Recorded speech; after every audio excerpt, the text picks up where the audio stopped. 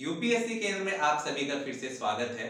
दोस्तों, यह पॉलिटी का दूसरा लेक्चर है और विजय बैच जो चल रहा है 68 बीपीएससी के लिए, उसमें लगातार लेक्चर्स जारी हो रहे हैं और आप उन सभी लेक्चर्स को देखिए, अपना फीडबैक दीजिए और आप नोट्स भी उससे बना सकते हैं। ये एग्जाम 68 बीपीएससी का एग्जाम ओरिएंटेड सिलेबस आपको कवर कराया जा रहा है, बहुत ज्यादा नहीं करवाया जा रहा है, ना ही कुछ भी इसमें आपका छूटेगा। तो अगर आप 68 बीपीएससी निकालना चाहते हैं तो जरूर इससे जुड़िए, आप चैनल को और सब्सक्राइब करिए। चलिए दोस्तों, हम पॉलिटी का दूसरा लेक्चर आज देखते हैं। आज का जो टॉपिक है वह है सोर्सेस ऑफ इंडियन कॉन्स्टिट्यूशन, यानी जो भारतीय संविधान है उसके क्या क्या स्रोत है, कहां कहां से उनमें बातें ली गई हैं, तो उसे हम देखेंगे। इससे आपको दोस्तों एग्जाम में प्रश्न देखने को मिलता है, डायरेक्ट क्वेश्चंस देखने को मिलता है। बहुत ज्यादा कॉन्सेप्ट यहाँ पे नहीं है, बल्कि डायरेक्ट आपको क्वेश्चन देखने को मिलेगा कि ये चीज किस जगह से ली गई है, कहां से ये बातें किस देश के कॉन्स्टिट्यूशन से ली गई है। तो जैसा कि आप जानते हैं दोस्तों कि जब संविधान बन रहा था तो हमारे संविधान सभा के जितने भी सदस्य थे और ड्राफ्टिंग कमेटी के जो मेंबर्स थे, उन्होंने विभिन्न देशों का संविधान का अध्ययन किया और उन सभी की जो अच्छी बातें थी उन्हें ली और भारतीय कॉन्टेक्स्ट में, इंडियन कॉन्टेक्स्ट में उसको लागू किया। एज इट इज उसे कॉपी नहीं कर लिया, बल्कि भारत में उसमें क्या बदलाव होने चाहिए उन सभी बदलाव को लाकर और भारत में उसे लागू किया। तो इसलिए जो भारतीय संविधान है इसमें बहुत सारी बातें अलग अलग देशों के जो संविधान है उससे लिए गए हैं, अलग अलग कॉन्स्टिट्यूशन से ली गई है। सबसे पहले तो जैसा कि आपको पता है कि हमारे देश पे ब्रिटिश शासन था, जो अंग्रेजों का हुकूमत था, तो इसलिए जो उसमें 1935 का गवर्नमेंट ऑफ इंडिया एक्ट आया था, उसमें काफी सारी चीजें जो थी वो हमारा जब संविधान बना तो उसमें रखा गया, क्योंकि ये बहुत लंबी लड़ाई लड़ी गई थी इन सभी चीजों के लिए। बहुत ज्यादा स्वतंत्रता संघर्ष का आप देखेंगे कि जितने भी स्वतंत्रता सेनानी थे, बहुत लोगों ने अपने जीवन का बलिदान दिया और उससे ये सारी चीजें जो धीरे धीरे करके ब्रिटिश जो पार्लियामेंट था उन्होंने चेंजेस लाए, उसके द्वारा 1935 का गवर्नमेंट ऑफ इंडिया एक्ट आया था, जिसमें बहुत सारी बातें मानी गई थी।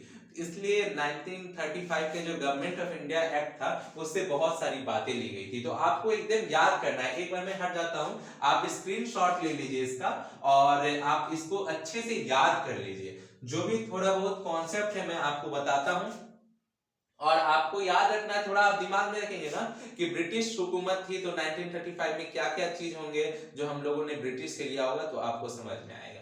जैसे कि गवर्नमेंट ऑफ इंडिया एक्ट 1935 के एक्ट से फेडरल स्कीम लिया गया था। फेडरल स्कीम क्या होता है, तो ये संघीय प्रणाली जो होता है, इसमें जो होता है हमारा जो पावर होते हैं वो डिस्ट्रीब्यूट होते हैं स्टेट और सेंटर के बीच में।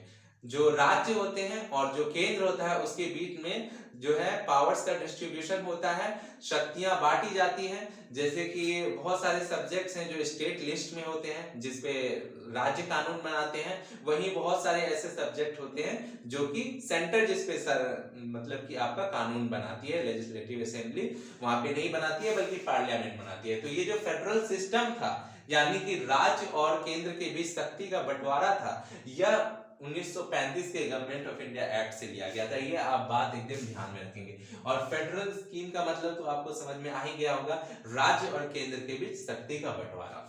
वही ऑफिस ऑफ जो गवर्नर है ये भी आपका 1935 के गवर्नमेंट ऑफ इंडिया एक्ट से लिया गया है। जैसा कि आप जानते हैं कि जब ब्रिटिश हुकूमत थी तो भारत में बहुत सारे प्रोविंसेस थे, जैसे कि मद्रास प्रोविंस हो गए, आपके बॉम्बे प्रेसिडेंसी हो गई, आपका इसी तरह जो है कोलकाता प्रेसिडेंसी हो गई, और इन सब में अलग अलग गवर्नर होते थे। तो इस तरह से ये जो गवर्नर का जो कॉन्सेप्ट लिया गया था ये आपका गवर्नमेंट ऑफ इंडिया एक्ट 1935 से ही लिया गया था। डायरेक्ट क्वेश्चन आपको देखने को मिलेगा एग्जाम में, सीधे पूछ लेंगे कि ऑफिस ऑफ गवर्नर कहां से लिया गया है। ऑप्शन में रहेगा कि यूएस के कॉन्स्टिट्यूशन से, आयरिश कॉन्स्टिट्यूशन से, गवर्नमेंट ऑफ इंडिया 1935 से, या ब्रिटिश कॉन्स्टिट्यूशन से। तो इन दो में आप बहुत कंफ्यूज हो सकते हैं साथियों। आप सोचेंगे कि ब्रिटिश के संविधान से लिया गया था या 1935 के गवर्नमेंट ऑफ इंडिया एक्ट से। तो आपको ध्यान रखना है कि office of governor government of India act 1935 से लिया गया था। और आप जानते हैं कि ब्रिटिश पार्लियामेंट में जो कुछ रूल्स हैं और गवर्नमेंट ऑफ इंडिया एक्ट 1935 का जो था, इसमें बहुत सारे सिमिलैरिटी नहीं थे बल्कि बहुत सारे अंतर थे। तो इसलिए आप ध्यान रखेंगे, याद करते चले। उसके बाद जुडिशरी यानी कि न्यायपालिका जो है, ये भी आपका गवर्नमेंट ऑफ इंडिया एक्ट 1935 से ही लिया गया है। जो आपका हमारे देश में न्याय व्यवस्था है, जैसे कि सुप्रीम कोर्ट होते हैं, लोअर कोर्ट्स होते हैं, हाई कोर्ट्स होते हैं, ये जो पूरा जुडिशरी सिस्टम है, ये वाला प्रोसेस जो है आपका गवर्नमेंट ऑफ इंडिया 1935 के एक्ट से लिया गया था। तो ये भी आप ध्यान में रखेंगे। उसके अलावा जो है पब्लिक सर्विस कमीशन, यानी कि आप देखते हैं यूपीएससी है, बीपीएससी है, जिसकी आप तैयारी कर रहे हैं, ये बनेगा, ये ऐसा होगा। ये कहां से ये प्रावधान लिया गया था? तो ये भी गवर्नमेंट ऑफ इंडिया एक्ट 1935 से ही ये भी लिया गया है। आप इसे भी ध्यान में रखेंगे। इस तरह से याद कर सकते हैं कि बीपीएससी जो है 1935, इस तरह से याद कर लीजिए आप, तो आपको ये ध्यान में रहेगा। वहीं पे इमरजेंसी प्रोविजंस कि इमरजेंसी कैसे लगेगा। आप जानते हैं कि अंग्रेज सब बार बार इमरजेंसी लगा देते थे। हमारे क्रांतिकारी कुछ भी करते थे, कोई आंदोलन करते थे, तो फटाक से इमरजेंसी लगा देते थे। इमरजेंसी में क्या होता था, सारे आप जो भी अभिव्यक्ति की स्वतंत्रता है, संगठन बनाने की स्वतंत्रता, ये सब छीन के बर्बर दमन किया करते थे। लोगों को, आंदोलनकारी को जेल में बंद कर देते थे। इस तरह से उनके जो मौलिक अधिकार है उनको स्थगित कर देते थे, बहुत सारी चीजें। तो इमरजेंसी में कैसे इमरजेंसी लगेगा, क्या प्रोविजंस होने चाहिए, ये सारी जो चीज है ये 1935 के भारतीय कानून से लिए गए थे, गवर्नमेंट ऑफ इंडिया एक्ट 1935 से। उसके अलावा एडमिनिस्ट्रेटिव डिटेल, यानी हमारे देश में किस तरह से शासन किया जाता है, क्या क्या प्रोसेस होंगे, एडमिनिस्ट्रेटिव डिटेल्स जो है वो सारे गवर्नमेंट ऑफ इंडिया एक्ट 1935 से इजी था, सहूलियत था।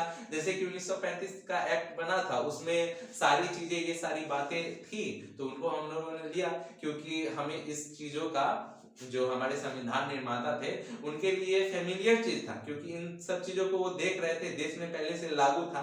अगर कुछ नया चीज लाते तो फिर से सभी लोगों के लिए नया होता, सीखना पड़ता, देश की जनता को समझाना पड़ता, तो इसलिए इजी था।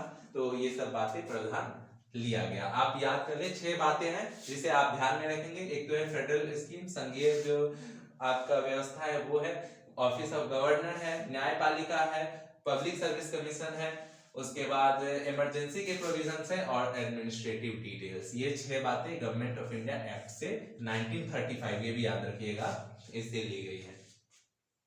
अगला जो मेन चीजें ली गई है वो है ब्रिटिश कॉन्स्टिट्यूशन। ब्रिटिश कॉन्स्टिट्यूशन से भी, जो ब्रिटेन की संविधान थी, उससे भी बहुत सारी बातें ली गई है, क्योंकि पहले ही मैंने आपको बताया कि ये सब हमारे लिए फेमिलियर था, उनका सिस्टम अडॉप्ट करना। अगर कुछ नया सिस्टम हम अडॉप्ट करते तो उसमें काफी नई चीजें सीखनी पड़ती, समझनी पड़ती, और उसका क्या प्रभाव होता वो भी हमें पता नहीं था। तो इसलिए हम लोगों ने इस व्यवस्था को अपनाया जो यहाँ पहले से था, जो ब्रिटिश शासन के समय था। तो इसमें एक तो था ब्रिटिश का जो कॉन्स्टिट्यूशन में, वहां पे पार्लियामेंट्री सिस्टम ऑफ गवर्नमेंट चलता है, तो वो हमने उठाया। पार्लियामेंट्री सिस्टम ऑफ गवर्नमेंट में क्या होता है, जिसमें पार्लियामेंट होता है और उसका सबसे जो हेड होता है, सरकार जिसमें मेजॉरिटी जिसको मिलती है वो सरकार बनाते हैं। जैसे कि आप देखते हैं लोकसभा और राज्यसभा होता है, तो लोकसभा में सरकार चुन के जाती है, जो जनता के रिप्रेजेंटेटिव होते हैं। डायरेक्ट इलेक्शन नहीं होता है, डायरेक्ट आप मोदी को नहीं चुनते, यानी कि सॉरी नाम नहीं लेना चाहिए, डायरेक्ट आप किसी प्रधानमंत्री को वोट नहीं देते हैं, बल्कि आप मेंबर ऑफ पार्लियामेंट को वोट देते हैं, एमपी को वोट देते हैं। और जिसको मेजॉरिटी मिल जाती है, यानी कि जितना टोटल सीट है, जैसे कि अभी 550 सीट में से आपका 545 पे ही चुनाव होता है, तो इतना पे सीट पे जिसको मेजॉरिटी मिल गया वो सरकार बनाती है, और वो अपने पार्टी के मेंबर से या किसी और को, जिस पे पार्टी को फेथ हो,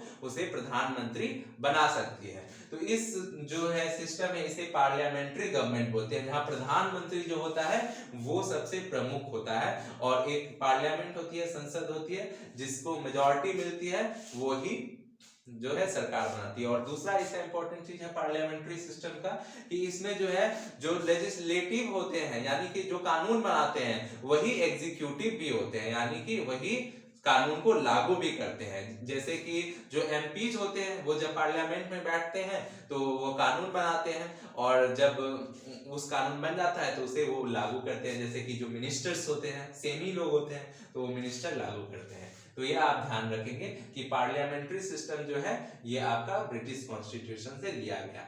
अब है rule of law. Rule of law क्या है, यानी कानून का शासन होगा। यानी कानून ही सबसे सर्वोपरि होगा, जो भी है सब कोई कानून के दायरे में होगा। जैसे कि पहले क्या होता था, मोनार्क होता था, राजा जो कह दिया वही कानून हो गया, लेकिन अब ऐसा नहीं होगा। रूल ऑफ लॉ में यानी आपके पास एक रिटन कॉन्स्टिट्यूशन है जिसके अनुसार आपको जो भी कानून है उसके अनुसार ही सबको चलना होगा, चाहे वो राष्ट्रपति हो, प्रधानमंत्री हो, या कोई भी धनी हो, अमीर हो, गरीब हो, हर कोई जो है वो रूल ऑफ लॉ यानी सब कानून के सामने बराबर है, सबको कानून के अनुसार ही चलना होगा। तो ये है आपका रूल ऑफ लॉ और ये भी आपका ब्रिटिश कॉन्स्टिट्यूशन से लिया गया है।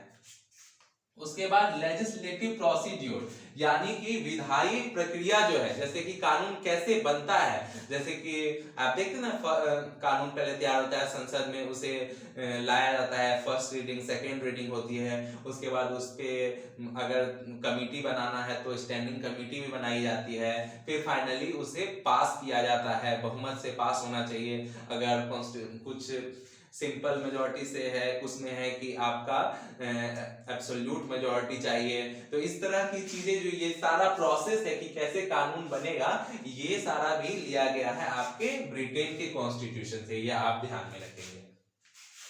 अगली बात जो है वो है सिंगल सिटीजनशिप, यानी कि आप पूरे देश में एक ही नागरिकता है, एकल नागरिकता।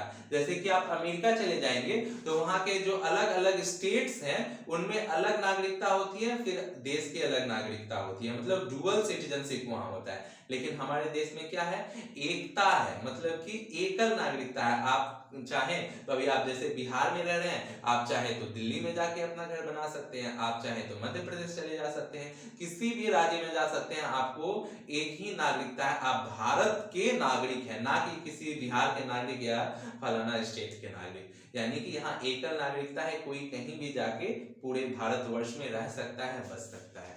तो ये भी हमारा ब्रिटिश कॉन्स्टिट्यूशन से लिया गया है। उसके बाद आप देखेंगे कि कैबिनेट सिस्टम, यानी कि एक कैबिनेट सिस्टम है, बहुत सारे एमपी चुने जाते हैं, उसमें से कुछ एमपीज को जो है पोर्टफोलियो दिया जाता है मिनिस्टर का, उसी ही कैबिनेट बोलते हैं। कुछ जो मेन मिनिस्टर्स होते हैं, जैसे कि आपका हो गया विदेश मंत्री हो गए, या आपके जो वित्त मंत्री हो गए, ये सारे कैबिनेट में आते हैं। कुछ ही मिनिस्टर्स होते हैं, 10-15 मिनिस्टर रहते हैं जो मेन डिसीजन लेते हैं, मिलते हैं आपस में, उन्हें बोलते हैं कैबिनेट। तो ये वाला जो सिस्टम है ये भी आपका ब्रिटिश कॉन्स्टिट्यूशन से ही लिया गया है, ये भी आप याद रखेंगे।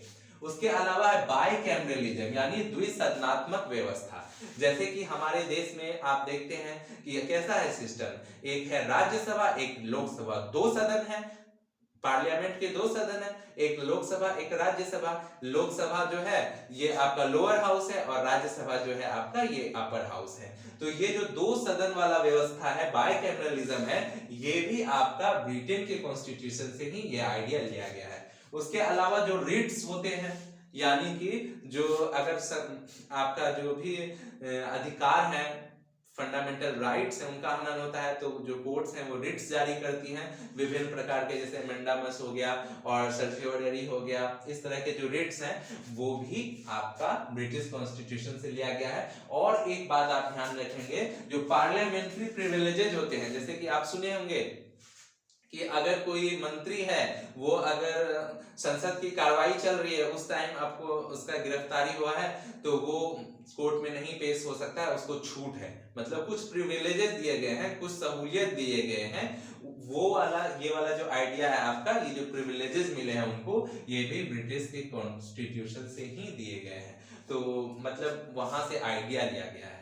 तो ये बातें आप ध्यान में रखेंगे, मेन बातें। कुछ तो बहुत ही इंपॉर्टेंट बातें हैं जो लगातार एग्जाम में पूछी जाती है, जैसे कि पार्लियामेंट्री सिस्टम ऑफ गवर्नमेंट जो है ये कहां से लिया गया है। इसके अलावा सिंगल सिटीजनशिप, ये सब बातें जो बहुत महत्वपूर्ण है, लगातार आप एग्जाम में देखते होंगे, बहुत सारे तरह के बीपीएससी अलग अलग तरह के एग्जाम लेते हैं, या फिर यूपीएससी में भी पूछा जा चुका है। तो इस तरह से आप याद जरूर करें, इसे बार बार आप सुनेंगे ना इस वीडियो को, तो आपको बहुत अच्छे से याद हो जाएगा। अब हम लोग देखते हैं यूएस के कॉन्स्टिट्यूशन, यानी अमेरिका के कॉन्स्टिट्यूशन से क्या क्या ली गई है। सबसे पहला तो है फंडामेंटल राइट्स, यानी मौलिक अधिकार। जो हमारे मौलिक अधिकार है, आर्टिकल 12 से लेके आर्टिकल 35 तक, ये सारे जो है हमारे यूएस के कॉन्स्टिट्यूशन से इसका आइडिया लिया गया है। क्या क्या होंगे आपका फंडामेंटल राइट, वो एग्जैक्ट कॉपी नहीं किया गया है अमेरिका के कॉन्स्टिट्यूशन से, बल्कि ये चीजें आइडिया ली गई है कि हाँ फंडामेंटल राइट्स होंगे, कुछ मौलिक अधिकार होंगे जिसे कोई भी मतलब स्टेट हनन नहीं कर सकता। अगर स्टेट हनन करेगा तो डायरेक्ट जो है सुप्रीम कोर्ट में हम जा सकते हैं। तो ये जो आइडिया है ये अमेरिका को कॉन्स्टिट्यूशन से लिया गया है, फंडामेंटल राइट्स। जब हम फंडामेंटल राइट्स चैप्टर पढ़ेंगे तो हम विस्तार पूर्वक सभी जो हमारे मौलिक अधिकार है उसको देखेंगे, उससे रिलेटेड जो भी प्रश्न बनेंगे वो देखेंगे, और आपका बहुत सारे केसेस हैं इससे रिलेटेड, वो सारी हम चर्चाएं करेंगे। अभी के लिए आप ध्यान रखिए कि जो मौलिक अधिकार है ये अमेरिका के कॉन्स्टिट्यूशन से लिया गया है। उसके बाद हमारे यहाँ जो न्यायपालिका है वो स्वतंत्र होती है, तो इंडिपेंडेंस ऑफ जुडिशरी की एक स्वतंत्र न्यायपालिका होगी, ये वाला आइडिया भी यूएस के कॉन्स्टिट्यूशन से लिया गया है कि स्वतंत्र न्यायपालिका होगी, उसका कोई भी उसके ऊपर दबाव नहीं बना सकता है। और ये स्वतंत्रता कैसे एस्टेब्लिश की जाती है इसे हम पढ़ेंगे सुप्रीम कोर्ट हाई कोर्ट में। ऐसे कुछ आपको आइडिया दे दूं कि जैसे कि जो सुप्रीम कोर्ट के जो जजेस होते हैं उन्हें आप डायरेक्ट ऐसे ही नहीं हटा सकते कि ये जजमेंट पसंद नहीं आया तो प्रधानमंत्री उनको हटा दिए, नहीं, उनका एक प्रॉपर जो है इम्पीचमेंट प्रोसेस है, उस प्रोसेस को फॉलो करके ही हटाना पड़ेगा, जो कि काफी कठिन है। ठीक है ना। तो ये है हमारा इंडिपेंडेंस ऑफ जुडिशरी, यानी हमारी जो न्यायपालिका है वो स्वतंत्र है।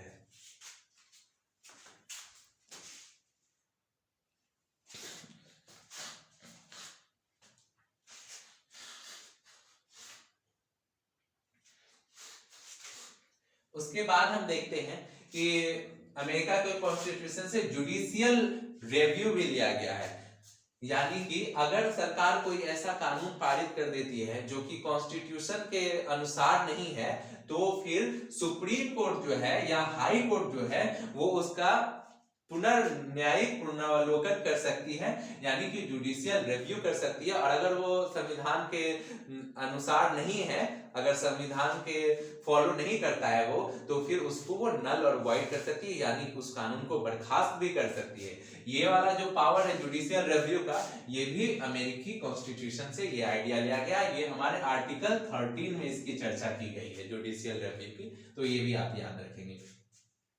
वहीं पे राष्ट्रपति का जो इम्पीचमेंट है, यानी कि उनको उनके पद से हटाने की जो प्रक्रिया है, ये भी यूएस के कॉन्स्टिट्यूशन से ली गई, और ये बहुत जटिल प्रक्रिया है, इतनी आसानी से राष्ट्रपति को नहीं हटाया जा सकता है। ये हम राष्ट्रपति के चैप्टर में विस्तार पूर्वक चर्चा करेंगे कि कैसे राष्ट्रपति को उनके पद से हटाया जा सकता है।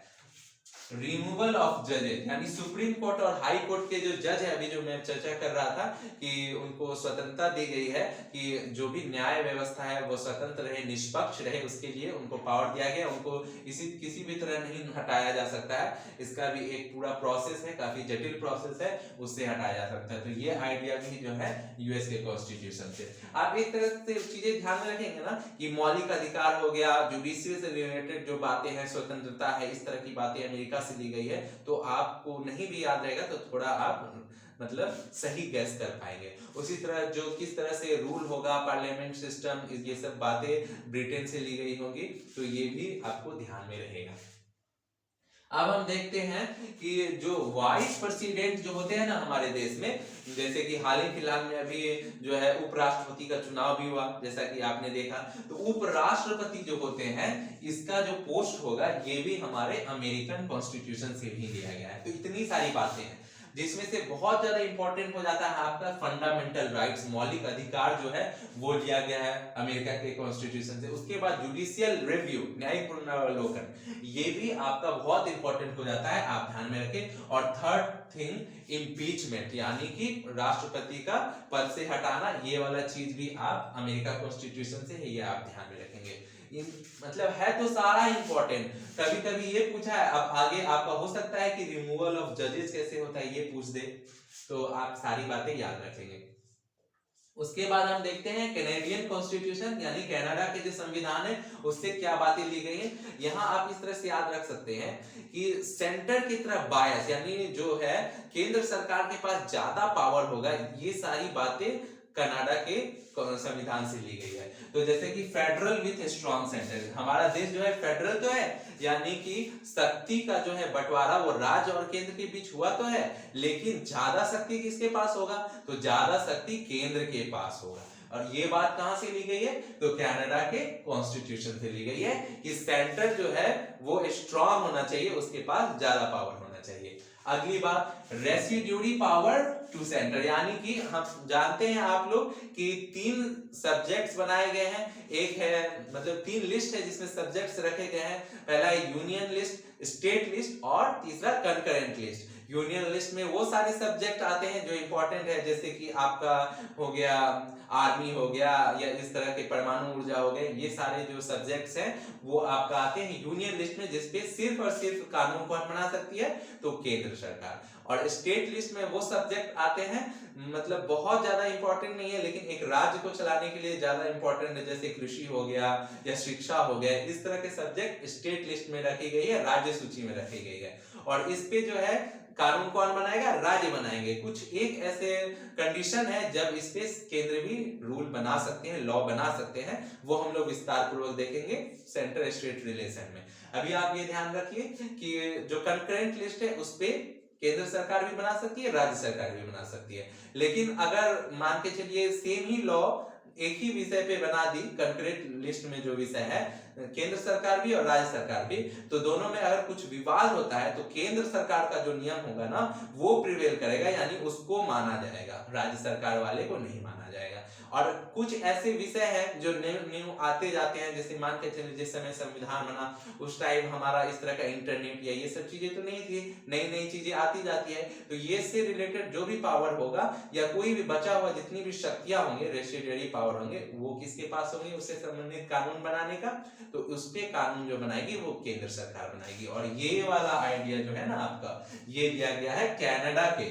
तो आप देख रहे हैं कि सेंटर की तरफ बायस, यानी सेंटर को ज्यादा पावर मिले, ये सारी बातें आपका कनाडा के कॉन्स्टिट्यूशन से ली गई है। उसके अलावा कि स्टेट गवर्नर जो है वो सेंटर अपॉइंट करती है, जो है सभी राज्यों में जो राज्यपाल होते हैं वो कौन नामित करती है, जो केंद्र सरकार है, राष्ट्रपति के द्वारा, राष्ट्रपति उनको मतलब कि उनके हाथ में हैंड और सील देते हैं, तो करती कौन है, केंद्र सरकार। तो अभी यहाँ भी देख रहे हैं आप सेंट्रल बायस है, यानी कि सेंटर के पास ज्यादा पावर, तो ये भी कनाडा से लिया गया है। उसके बाद सुप्रीम कोर्ट के पास आर्टिकल 143 के तहत एडवाइजरी पावर होता है, यानी कि वो सलाह दे सकती है केंद्र सरकार को और राष्ट्रपति को मांगने पे, या ऐसे भी दे सकती है सलाह अगर किसी कानून पे कुछ विवाद है या कुछ कानून को समझने में या कोई आर्टिकल को समझने में परेशानी हो रही है, तो एडवाइजरी जुरिस्डिक्शन दे सकती है, सुप्रीम कोर्ट के पास सिर्फ ये पावर है। तो ये भी कहां से लिया गया है, कनाडा के कॉन्स्टिट्यूशन से। अब हम देख लेते हैं कि ऑस्ट्रेलिया का जो संविधान है वहां से कौन सी बातें उठाई गई है। थोड़ा आपको बोझिल लग रहा होगा, लेकिन आप यकीन मानिए कि अगर इन सबको आप याद कर लेते हैं तो आप कोई भी एग्जाम देंगे ना तो आपको इससे क्वेश्चन देखने को मिलेगा और आप फटाक से कर देंगे। उस टाइम आपको लगेगा कि ये वर्ड ठीक था, ये याद करना काफी अच्छा था क्योंकि आप सही कर पा रहे हैं। तो हम देख रहे थे कि ऑस्ट्रेलिया के जो संविधान थे वहां से लिया गया है कंकरेंट लिस्ट। अभी मैं आपको बता रहा था कि सूची है, लिस्ट बना हुआ है, तो उसमें जो तीसरा सूची था वो क्या था, कंकरेंट लिस्ट था, यानी कि समवर्ती सूची था। तो ये वाला जो है, यानी कि इस पे जो कानून बना सकते हैं वो राज्य भी बना सकते हैं और केंद्र भी बना सकते हैं। और अगर दोनों में विवाद हुआ तो किसका कानून आगे रखा जाएगा, किसको माना जाएगा, तो केंद्र सरकार के। तो ये लिस्ट जो है ये होना चाहिए, ये ऑस्ट्रेलिया के कॉन्स्टिट्यूशन से लिया गया है। उसके अलावा जो हमारा ट्रेड है, हमारे कॉमर्स है, ये सारी जो है फ्री होना चाहिए, मतलब किसी राज्य से, एक राज्य से दूसरे राज्य में कुछ ऐसा टैक्स नहीं लगना चाहिए। ये वाला आइडिया भी हमारा लिया गया है ऑस्ट्रेलिया के कॉन्स्टिट्यूशन से। और सबसे महत्वपूर्ण बात जो एग्जाम के लिए आपको याद रखना है कि ज्वाइंट सीटिंग जो है 101 आर्टिकल 108वां जो अनुच्छेद है उसमें जो है ज्वाइंट सीटिंग की बात की गई है, ये भी दिया गया है ऑस्ट्रेलियन कॉन्स्टिट्यूशन से। थोड़ा बहुत हम समझ लेते हैं ज्वाइंट सीटिंग कि अगर कोई कानून है जो संविधान से रिलेटेड है या इस तरह की है जिसमें कि दोनों सदनों से पास कराना जरूरी है, यानी कि मनी विधेयक जो है जो मनी बिल है उसको छोड़ के जो अन्य कानून है उनको दोनों सदनों से पास करवाना पड़ता है, राज्यसभा और आपका लोकसभा दोनों से। तो अगर आपका दोनों में विवाद हो जाता है, यानी कि पास नहीं हो पाता है, एक सदन पास कर दे रहा है, दूसरा सदन पास नहीं कर रहा है, तो ऐसे में जो है राष्ट्रपति एक ज्वाइंट सीटिंग बुला सकते हैं, यानी कि दोनों सदन का आपस में एक साथ मतलब मीटिंग बना सकते हैं, और उसमें जब आपका विधायक लाया जाएगा तो बहुमत से पास कर दिया जाएगा। तो इसमें आप देख सकते हैं कि राज्यसभा में तो कम मेंबर हैं और लोकसभा में ज्यादा मेंबर हैं, तो जाहिर सी बात है कि लोकसभा में जिस पार्टी की बहुमत है यानी सरकार है, तो सरकार के पक्ष में वो चला जाएगा। कुछ बहुत महत्वपूर्ण बातें हैं कि ज्वाइंट सिटिंग जो होती है, ये जो संविधान संशोधन विधेयक है उस पे ये नहीं बुलाई जा सकती है, ये भी आप ध्यान रखेंगे। और इसके जो मतलब चेयरपर्सन होते हैं वो स्पीकर होते हैं, और स्पीकर के अब्सेंट पे आपके डेप्यूटी स्पीकर इसको करेंगे चेयर, और वहीं पे अगर वो भी प्रेजेंट नहीं है तो राज्यसभा के जो है डेप्यूटी चेयरमैन वो करेंगे। कभी भी इसको राज्यसभा के जो चेयरमैन है यानी कि उपराष्ट्रपति होते हैं राज्यसभा के चेयरमैन, तो वो इसको चेयर नहीं करेंगे कभी भी, ये भी आप ध्यान में रखें। और यहाँ पे जो विधेयक पास होते हैं, जो आपके कानून पास होते हैं, वो सिंपल मेजॉरिटी से पास हो जाते हैं, तो ये भी आप ध्यान रखेंगे। तो ऑस्ट्रेलिया के कॉन्स्टिट्यूशन से आपको ध्यान रखना है ज्वाइंट सिटिंग और आपका कंकरेंट लिस्ट, बाकी फ्रीडम ऑफ ट्रेड, कॉमर्स, ये सभी भी बातें। इसके बाद हम देख लेते हैं सोवियत कॉन्स्टिट्यूशन जो था, पहले जो यूएसएसआर था उसका जो कॉन्स्टिट्यूशन था उससे क्या लिया गया होगा। आप जाहिर सी बात देख लीजिए, यूएसएसआर था तो उसमें क्या चीजें दी गई होगी, जनता पे कुछ ड्यूटीज हो या फिर जनता के पावर को जो उनका फंडामेंटल राइट है उसको ले लिया जाए, इस तरह की बातें आप दिमाग में सोच सकते हैं, इस तरह की बातें। तो फंडामेंटल ड्यूटीज जो है, जो कि हम लोगों ने देखा पहले तो संविधान बना था उस टाइम नहीं था, बाद में इसे जोड़ा गया 42वां संशोधन 1976 में। तो ये कहां से आइडिया लिया गया, सोवियत कॉन्स्टिट्यूशन, पहले जो आपका यूएसएसआर का संविधान था उससे लिया गया फंडामेंटल ड्यूटीज, जो आपका अभी आप देखेंगे कि पार्ट 4A में इसको रखा गया आर्टिकल 51A में, ठीक है ना। इसके अलावा आइडियल ऑफ जस्टिस जो है, आइडियल ऑफ जस्टिस यानी कि आप जानते हैं कि रशिया में जो है रिवॉल्यूशन हुआ था, रशियन रिवॉल्यूशन, तो वहां से कल भी मैंने इसके पहले जो वीडियो था उसमें बताया था, प्रीएम्बल में ये बातें दी गई है, जस्टिस कैसा होना चाहिए, सोशल, पॉलिटिकल, इकोनॉमिक, ये वाला रशियन रिवॉल्यूशन से लिया गया, यानी कि सोवियत कॉन्स्टिट्यूशन से ये बातें ली गई है, ये आप ध्यान में रखिए। वहीं पे फ्रेंच कॉन्स्टिट्यूशन से क्या लिया गया, फ्रेंच रेवोल्यूशन हुआ था तो उससे जो है बातें निकल के आई थी, लिबर्टी, इक्वालिटी वगैरह की बातें, तो ये सब ली गई है प्रीएम्बल में। हमारे हमने कल देखा था वीडियो में कि प्रीएम्बल में हमारा जो है idea of liberty, equality, fraternity यानी कि स्वतंत्रता, समानता, भाईचारा, ये सारी बातें ली गई है फ्रेंच कॉन्स्टिट्यूशन से। और रिपब्लिक यानी कि हमारा देश जो होगा वह कैसा होगा, वो गणतंत्र होगा, यानी कि यहाँ पे कोई भी राजा नहीं होगा, बल्कि जो भी सबसे हेड ऑफ द स्टेट होगा वो चुन के जाएंगे, यानी हमारे राष्ट्रपति जो है वो चुनाव के द्वारा जाएंगे, कोई भी बन सकता है, ना कि राजा का बेटा राजा। तो ये सारी बातें फ्रेंच कॉन्स्टिट्यूशन से। उसके बाद जर्मनी के संविधान से क्या लिया गया है, तो जर्मनी में तो हिटलर था भैया, जो भी बोलेगा उसका मुंह बंद कर देगा, तो यानी जो मौलिक अधिकार है, जब इमरजेंसी लगेगी तो मौलिक अधिकार को स्थगित कर दिया जाएगा, सस्पेंड कर दिया जाएगा, तो ये वाली बात जो है वो लिया गया है जर्मनी के कॉन्स्टिट्यूशन से, यानी कि इमरजेंसी के टाइम में मौलिक अधिकार को स्थगित कर दिया जाएगा।